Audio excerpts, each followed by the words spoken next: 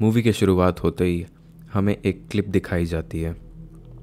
Clip में हमें एक सुनसान सा घर दिखता है जिसके बाथटब में एक लड़की लेटी हुई बेहोश। वो उठती है, उसके हाथ बंधे हुए होते हैं। उसे समझ नहीं आता है कि उसे कहाँ लाकर रखा गया है। वो घर में इधर उधर भागना शुरू करती है, ढूंढने के लिए कि कहीं से तो कुछ बाहर निकलने का रास्ता मिले। वो गेट के पास आती है पर गेट बंद है, इसलिए वो दूसरी तरफ भागती है। लड़की घर में ट्रैप्ड है। आखिरकार उसे एक बाहर जाने का रास्ता मिलता है जहाँ से वो भागते भागते बाहर निकल आती है। लड़की जंगलों के थ्रू भागती है। वो अपनी जान बचाकर भाग रही होती है और अचानक उसके पीठ पर कोई चाकू फेंक देता है। लड़की चाकू से वहीं बेहोशी की हालत में गिर पड़ती है।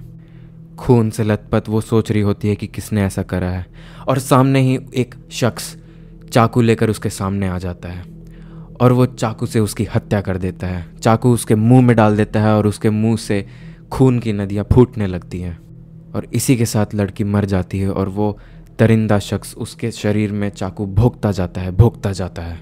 इसके साथ कहानी पे बनी मैन का टाइटल आता है, जो हमारी मूवी का टाइटल है।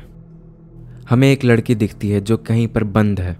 वो बाहर निकलने की कोशिश करती है और वो बाहर निकलकर भागना शुरू करती है। वो लड़की एक स्क्रैप यार्ड में भागती जाती है और तभी वो एक ट्रक में जाकर बैठ जाती है।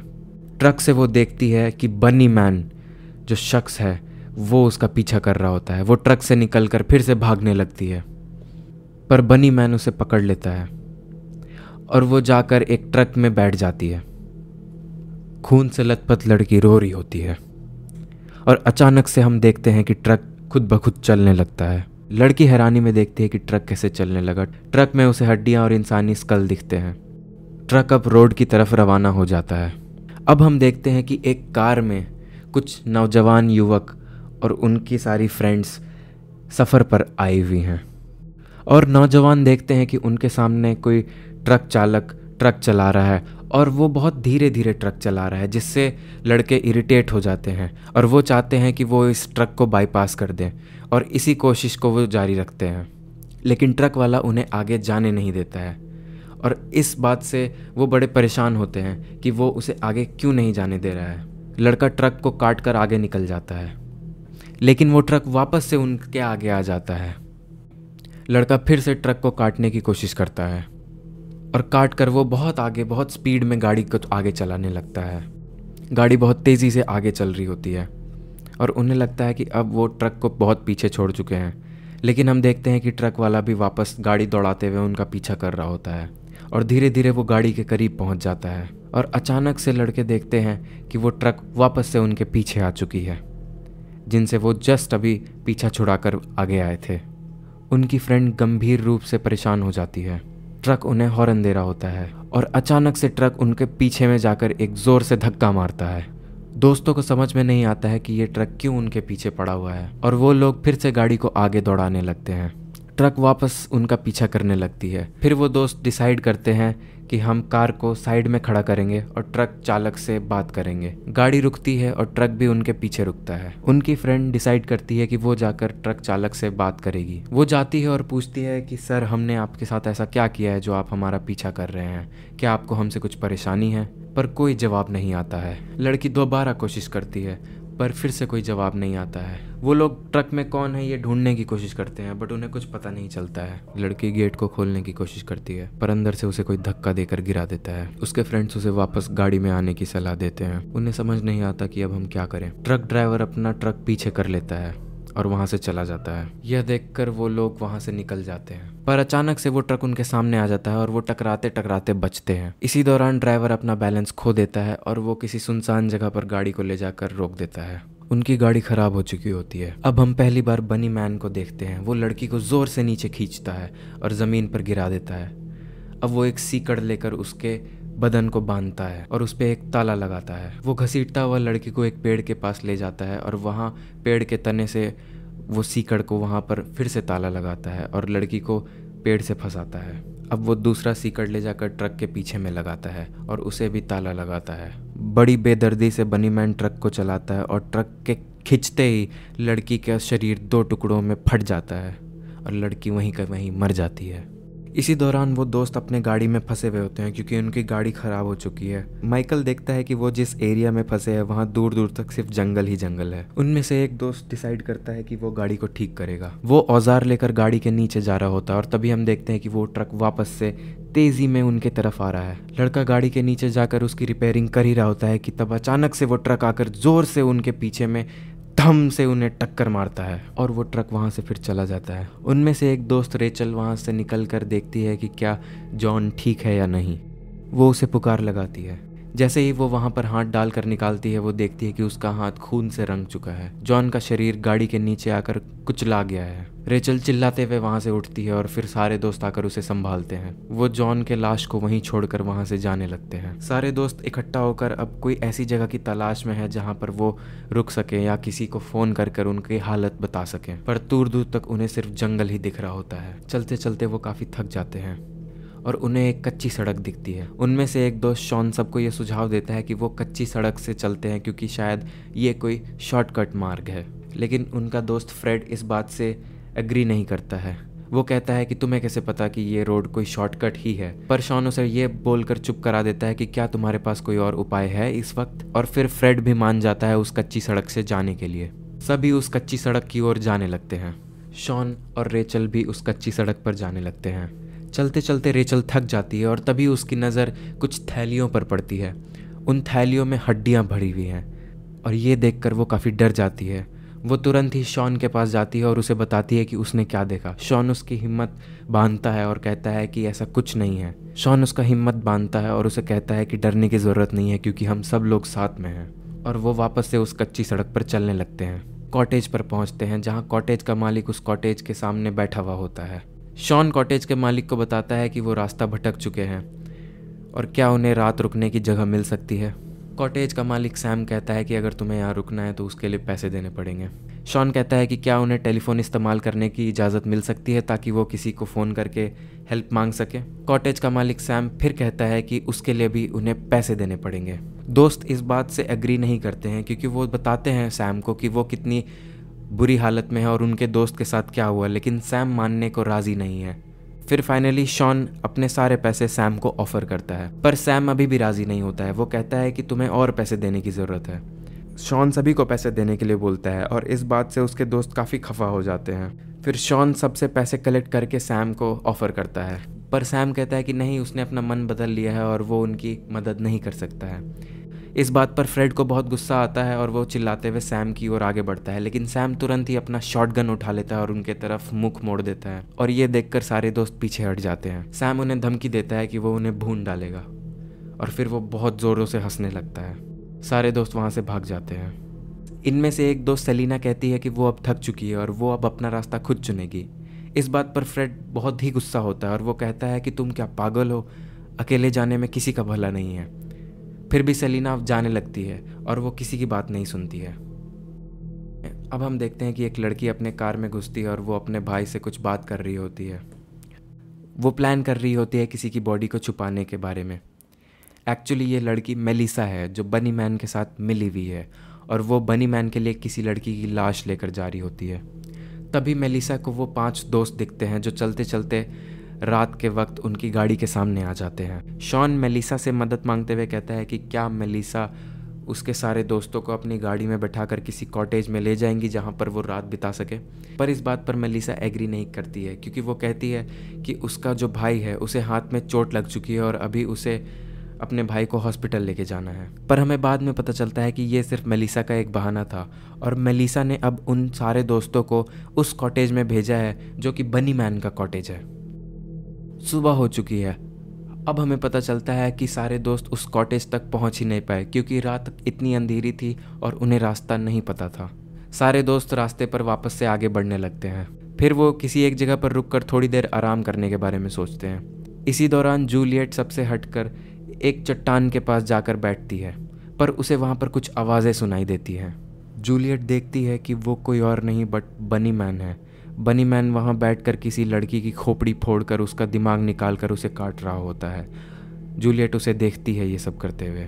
अचानक से फ्रेड पीछे आकर उसे डराता है और जूलियट डर जाती है। जूलियट उससे पीछे जाने को कहती है क्योंकि आगे बहुत खतरा है और जैसे ही वो बात कर रहे होते हैं अचानक से बनी मैन उनके सामने आता है और वो जूलियट को खींचकर एक पत्थर की तरफ फेंकता है, जिससे जूलियट के सर पे बहुत चोट लग जाती है। फिर बनी मैन अपना चेनसॉ लेकर जूलियट की तरफ बढ़ता है। वो जूलियट के पेट में अपना चेनसॉ घुसेड़ देता है और जूलियट का मुंह खून खून हो जाता है। वो खून से लथपथ हो जाती है और वहीं पर मर जाती है। फ्रेड भागता हुआ अपने दोस्तों की तरफ आता है और उन्हें भी कहता है कि यहाँ से भागने को। दोस्त पूछते हैं कि किस वजह से तुम भाग रहे हो, बट फ्रेड भागता ही जाता है। सारे दोस्त भागते हुए उसी कॉटेज के पास पहुंच जाते हैं जिसके बारे में मेलिसा ने उन्हें बताया था, और डर कर वो सारे वहीं पर घुस जाते हैं। रेचल जाकर बताती है कि किसी की चलने की आवाज़ आ रही है और तब उन्हें पता चलता है कि बनी मैन उनका पीछा करते हुए कॉटेज के पास पहुंच चुका है। उसी दौरान गेट को बंद करने के लिए फ्रेड और शॉन एक बड़ा सा गद्दा जाकर गेट पर लगा देते हैं और उसका मुंह बंद कर देते हैं। बनी मैन अपना चेनसॉ उस गद्दे में घुसेड़ता है और उसका चेनसॉ उसी में अटक जाता है। तब फ्रेड जाकर उससे उसका चेनसॉ छीन लेता है और सारे दोस्त अब कॉटेज के अंदर जाकर छुपते हैं। दोस्त कॉटेज के अंदर किसी अजीब से आदमी को देखते हैं जो कुबड़ा सा किसी बंदर की तरह अपने चारों पैरों पर चल रहा होता है। इसका नाम कॉलिंस है और ये बनी मैन का साथी है। बनी मैन कॉलिंस की मदद से पीछे के दरवाजे से अंदर घुस जाता है और वो रेचल को पकड़ लेता है। इसी दौरान सारे दोस्त कॉटेज से निकलकर बाहर भागते हैं। फ्रेड बनी मैन के ट्रक में जाकर उसकी चाबियां ढूंढ रहा होता है और तभी बनी मैन पीछे से आकर उसे नीचे खींच लेता है। फ्रेड फटाफट से ट्रक के नीचे जाकर छुप जाता है और वहां से निकलकर फ्रेड वापस से उस कॉटेज के एक कोने में जाकर छुप जाता है। इस दौरान कॉलिंस अधमरी सी रेचल के पास जाता है। अब हम देखते हैं कि जहाँ पर फ्रेड छुपा हुआ होता है वहाँ पर बनी मैन आ जाता है अपनी चेनसॉ के साथ, और इसी दौरान कॉलिंस रेचल का बलात्कार करता है। फ्रेड समझ जाता है कि अब कोई उसे बचा नहीं सकता, इसलिए वो बनी मैन को ज़ोर से हुंकार कर कहता है कि आओ मार दो मुझे। और हम देखते हैं कि बनी मैन फ्रेड के शरीर को फाड़ देता है अपने चेनसॉ से। इसी दौरान रेचल कॉलिंस को पीछे धकेल कर वहाँ से भागती है और वो जाकर एक पेड़ पर चढ़ जाती है। तभी हम देखते हैं कि बनी मैन अपना चेनसॉ लेकर वहाँ रेचल के पास आ रहा होता है। बनी मैन अपने चेनसॉ से उस पेड़ को काटने लगता है और रेचल बहुत ज़ोरों से चिल्लाने लगती है। पेड़ के कटते ही रेचल नीचे गिर जाती है और अब हम देखते हैं कि कैसे बनी मैन और कॉलिंस मिलकर रेचल का टॉर्चर करते हैं। वो रेचल के हाथ पांव बांध देते हैं। टॉर्चर करने से पहले बनी मैन सबसे पहले अपना पसंदीदा म्यूजिक प्ले करता है। कॉलिंस रेचल के हाथ बांधता है। रेचल बहुत ज़ोरों से चिल्लाती है क्योंकि वो जानती है कि बनी मैन अब उसे बहुत बेदर्दी से मारने वाला है। बनी मैन अपने औजार के डिब्बे को खोलता है और उसमें से एक काटने का चॉपर निकालता है। बनी मैन अब एक हथौड़ा निकालता है और ज़ोर से उसे रेचल के पैर पर मारता है, जिससे रेचल का पैर चूर चूर हो जाता है और वो बहुत ज़ोरों से चिल्लाने लगती है। इसके बाद हम देखते हैं कि बनी मैन एक डक टेप निकालता है और वो चिल्लाते हुए रेचल का मुंह बंद करता है। रेचल बहुत रो रही होती है और अब बनी मैन कील ठोकने की मशीन लेकर आता है और वो बहुत खुश दिख रहा होता है। बनी मैन रेचल की कमर का कपड़ा हटाता है और वहाँ पर अपने कील ठोकने की मशीन से 3 कील दाग देता है उसके शरीर में, जिससे रेचल को बहुत पीड़ा होती है। फिर वो रेचल का डक टेप हटाता है और रेचल उससे भीख मांग रही होती है कि प्लीज़ मुझे छोड़ दो। अब वो एक प्लायर से रेचल के मुंह में से एक दांत नोच लेता है। रेचल का मुंह खून खून हो जाता है। बनी मैन रेचल के सामने अपना चेनसॉ लेकर आता है और जिसे देखकर रेचल बहुत डर जाती है क्योंकि वो जानती है कि ये अब उसके ज़िंदगी के कुछ आखिरी पल हैं। बनी मैन अपने चेनसॉ से रेचल के टुकड़े टुकड़े कर देता है और वहीं पर रेचल की मौत हो जाती है। ग्रुप में अब सिर्फ 2 दोस्त बचे हैं, शॉन और एक और लड़की जिसका नाम है रेचल। वो दोनों बनी मैन के कॉटेज में वापस आते हैं। वो दोनों दोस्त देखते हैं कि अब उसके दोस्त की बहुत बेदर्दगी से मृत्यु हो चुकी है। फ्रेड रेचल को बोलता है कि तुम बाहर नज़र रखो जब वो ट्रक की चाबियां ढूंढ रहा होता है। हम तभी देखते हैं कि बनी मैन, मेलिसा और कॉलिंस फ्रेड का गोश्त पका रहे होते हैं। वो तीनों बैठकर मीट खाना शुरू करते हैं। तभी मेलिसा कहती है बनी मैन से कि तुम अपना चेहरा मुझे कभी नहीं दिखाते, आज तुम्हें दिखाना पड़ेगा, और वो इस बात को लेकर काफ़ी सीरियस रहती है। फिर बनी मैन डिसाइड करता है कि अपना मास्क उसे आज हटाना पड़ेगा। मास्क के हटते ही हम देखते हैं एक ऐसा शख्स जिसका मुंह हर तरफ से कटा हुआ है और वायर से जुड़ा हुआ है। उसका मुंह बहुत ही भद्दा खूंखार है। शॉन की नज़र तभी चाबियों पर पड़ती है और शॉन डिसाइड करता है कि रेचल चाबियों की तरफ दौड़ेगी और तब तक वो बनी मैन को डिस्ट्रैक्ट करेगा। पर बनी मैन शॉन को पकड़ लेता है और मेलिसा आकर एक घूसा मारती है रेचल के मुंह पर, जिससे वो बेहोश हो जाती है। होश आते ही रेचल देखती है कि उसे एक व्हील चेयर में बांध दिया गया है और उसके मुंह पर डक टेप लगा रखा है। कॉलिंस बहुत खुशी से वहाँ बैठा हुआ होता है। बनी मैन इलेक्ट्रिक रॉड की तैयारी कर रहा होता है जिससे वो दोनों को ख़त्म कर सके। शॉन के हाथ बंधे हुए होते हैं पर हम देखते हैं कि उसके हाथ में एक चाकू है जिससे वो धीरे धीरे अपनी रस्सी को काट रहा होता है। तभी मेलिसा उठकर रेचल के पास आती है और वो उससे कहती है कि तुम किस तरीके से मरना चाहोगी। वो रेचल के पास आकर उसके होंठ काटती है।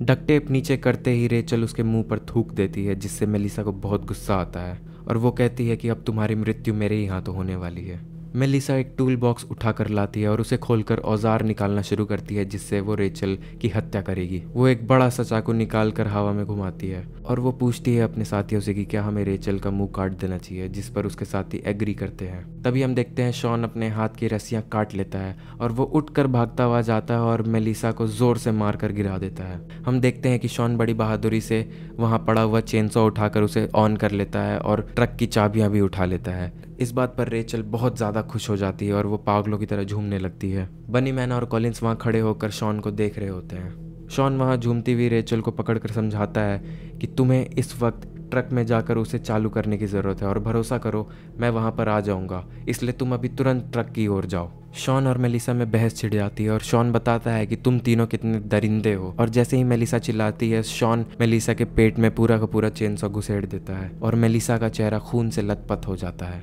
शॉन और रेचल बड़ी बहादुरी से वहां से भाग निकलते हैं, पर वो फिर देखते हैं कि बनीमैन का ट्रक उनके पीछे पीछे आ रहा है। शॉन के दिमाग में एक आइडिया आता है जो वो रेचल से शेयर करता है। वो रेचल को समझाता है कि अगर हमें यहाँ से जिंदा बचना है तो तुम्हें मेरे प्लान पर भरोसा करना होगा। रेचल शॉन के प्लान पर भरोसा करती है और वो वैसा ही करती है जैसा शॉन उसे करने को कहता है। अचानक से हम देखते हैं कि शॉन रेचल का शरीर लेकर ट्रक के पास जाता है और बनीमैन से कहता है कि तुमने मेरा सब कुछ छीन लिया, मेरे सारे दोस्त छीन लिए, अब मेरे पास कुछ नहीं बचा है, तो तुम अब मेरी दोस्त का मरा हुआ बॉडी भी रख सकते हो। बनीमैन अपने ट्रक से बाहर निकलकर रेचल के मृत शरीर की ओर आता है। बनीमैन को काफी अचंभा होता है कि शॉन ऐसा क्यों कर रहा है। वो रेचल के मृत शरीर की ओर देखता है और उसे उठाकर ट्रक में भरने लगता है। जैसे ही बनीमैन ट्रक को शुरू कर रहा होता है हम देखते हैं कि रेचल की आंखें खुलती हैं और वो अपने पैंट के पीछे वाले पॉकेट से एक सीजर निकाल कर बनीमैन पर कूद पड़ती है और उसके गर्दन में हमला करती है। काफ़ी हमला करने के बाद वो बनीमैन को लात मारकर ट्रक से नीचे गिरा देती है और रेचल बहुत ज़ोरों से बनीमैन पर चिल्लाती है। इस तरह से शॉन और रेचल बनीमैन को मारकर